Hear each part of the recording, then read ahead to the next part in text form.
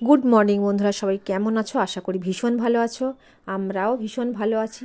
দেখো, আমরা বেরিয়ে পড়েছিলাম কোথাও একটা যাওয়ার উদ্দেশ্যে সকাল সকাল। আমি আমার হাজব্যান্ড দুজনে ছিলাম না, আমাদের সাথে ছিল কিন্তু আমার বান্ধবী, আমার দেওর। আমরা শিয়ালদা নৈহাটি লোকাল ধরেছিলাম, ওরা ধরেছে বজবজ নৈহাটি লোকাল। আমরা যাচ্ছি কোথায় বলো তো? নৈহাটি বলে দিয়েছি। নৈহাটি মানে বড় মার ওখানে, বড় মার কাছে যাচ্ছি। বড় মার সাথে দেখা করব, বড় মার সাথে পুজো দেবো, তার জন্য কিন্তু চলে যাচ্ছি। অনেক দিনের মনের ইচ্ছা ছিল বড় মার কাছে যাব, বড় মাকে পুজো দেব। সেই ইচ্ছাটা আজকে পূর্ণ হয়েছে। দেখো, শিয়ালদায় ঢুকে আমরা ট্রেনের জন্য দাঁড়িয়েছিলাম। ওই যে আমাদের ট্রেনটা ঢুকে পড়েছে, ঝিকঝিক ঝিকঝিক করে আসছিল, খুব ভালো লাগছিল দূর থেকে।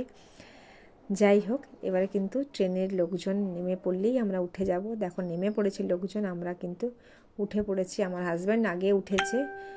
আমার হাজব্যান্ড আগে উঠে ব্যাগ রাখার ব্যবস্থা করছে, কোথায় ব্যাগটা রাখা যায়। দেখো, ট্রেন কিন্তু একদম ফাঁকা, এখনও কোনো লোকজন ট্রেনে ওঠেনি। প্রথম আমি আর আমার হাজব্যান্ড কিন্তু উঠে পড়েছি। হ্যাঁ, আমি এবারে কিন্তু এই যে উঠে পড়েছি, উঠে বসেও পড়লাম। আমার হাজব্যান্ডকে বলছি তুমিও বসে পড়ো। যাই হোক, ও কিন্তু এসে আমার পাশে বসে পড়েছিল। তারপরে আমরা বসার 5 মিনিটের মধ্যে কিন্তু ট্রেনটা ছেড়েও দিয়েছিল। ওদিকে লোকজনও অনেক উঠে পড়েছে। আমরা যাচ্ছি কোথায়? বড় মার কাছে। বড় মার কাছে পুজো দেব, তার জন্য আমরা সকাল সকাল বেরিয়ে পড়েছিলাম। ওই দেখো, লোকজন উঠে পড়েছে আর আমাদের ট্রেনও ছেড়ে দিয়েছে।